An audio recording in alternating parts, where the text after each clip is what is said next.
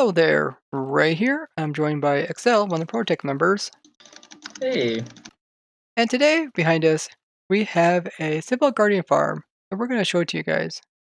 This farm here is a modified version of our previous one, which I'll link down in the description if you're curious.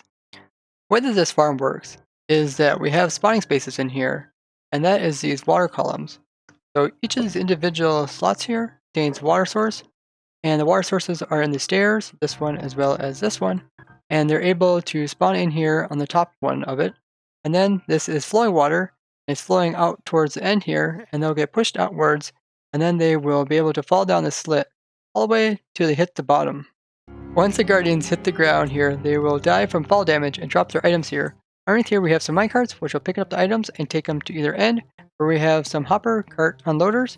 So the hopper minecarts will be unloaded here, and they would be kind of set between these two hoppers. This is twice the unloading speed, and then they'd be put into these dispensers, which are detected, and then they will dispense items using a clock. All the items are taken out through this water stream and taken to the end, where you can take it to your collection system. After doing an overnight test, we got an average of 127,000 items per hour with this farm.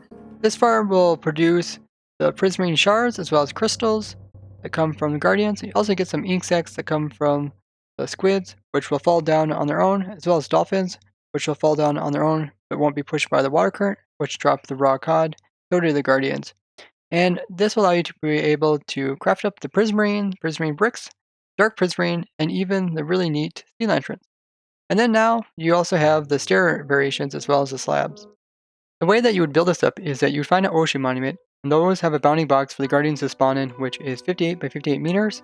And then you go ahead and fill it in with sand or whatever methods you want to. You use sponges as well. If you want to use a really fancy method, you can use our AFK slimestone machine, which comes across and can fill in the entire thing. It's a floor builder, but it can be also used to fill in ocean monuments or any large structure of water if you wanted to. Once you have filled the whole thing in with sand, then you can go ahead and clear out the sand and build in this top section here, which has the water, and pretty much everything else is just air. And then at the very bottom, we just have some spots for the guardians to hit against, and then some rails. Now these rails will be right on top of the bedrock, so that's how low you will be digging out. Now the top of the ocean will be right here at this level, where this blue line is. So there's this much of the farm that is not being used, and that is just so that the farm is low as possible. Because in 1.13, the spawning of the mobs is per block, meaning if you keep the farm down low, then you will get more spawns when it's down low than if you would move everything up as well as the collection system. If you really wanted to, you could just move the whole thing up, but you would have a bit slower rates. Now guardians are hostile mobs, so it's important to remove other spaces where hostile mobs could be spawning. You go ahead and you can light up caves, stuff like that. If you happen to find some slime chunks, be sure to fill those in with water so that the slimes don't hold up the mob cap. But other than that, there's not too much you have to do to get some decent rates out of this farm. Now the AFK point for this farm is way up there. If you would AFK there, then you are far enough away from the majority of the caves, except for the ones that are directly surrounding this guardian farm here. So along the edges, there would be any caves there. You would want to fill those in. And then it's just like a big sphere around the center point. So everything else outside of that sphere, you don't have to worry about. On the ends here, we have an on and off switch for the clocks here, so that you can shut them all down and allow the minecarts to stop and get placed into their holding bays when you're turning the farm off. The spawning spaces up here are our old design, but TT came in and noticed that these can be compacted. So we moved them in by 1 meter on each of them, and that increased the spawning space by 33%. This allowed us to have a lot more spawning spaces while not increasing the size of the farm. Notice that this farm is also quite a bit smaller, as in we're only having about 4 layers per column here.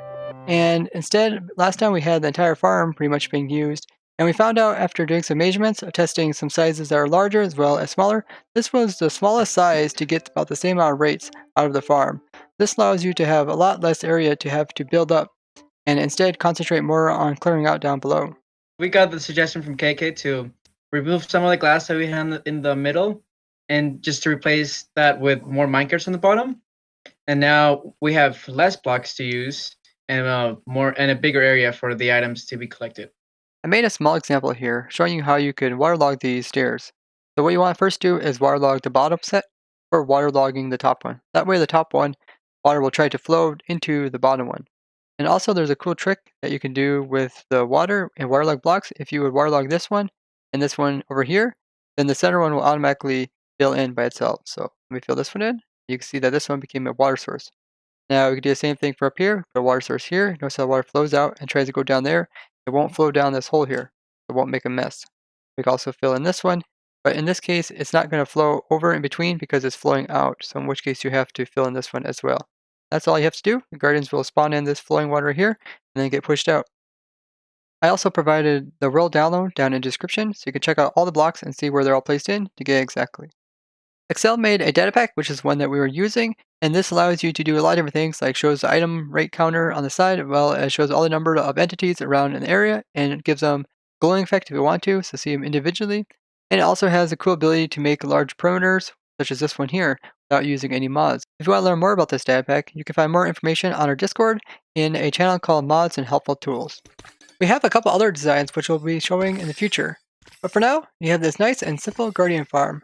So if you guys found this interesting, show us with a like and share this with others. If you'd like to see more farms like this for 1.13 and beyond, be sure to subscribe and hit that bell button to get notifications. And if you have any questions, be sure to ask us down in the comments. Bye bye. Bye-bye!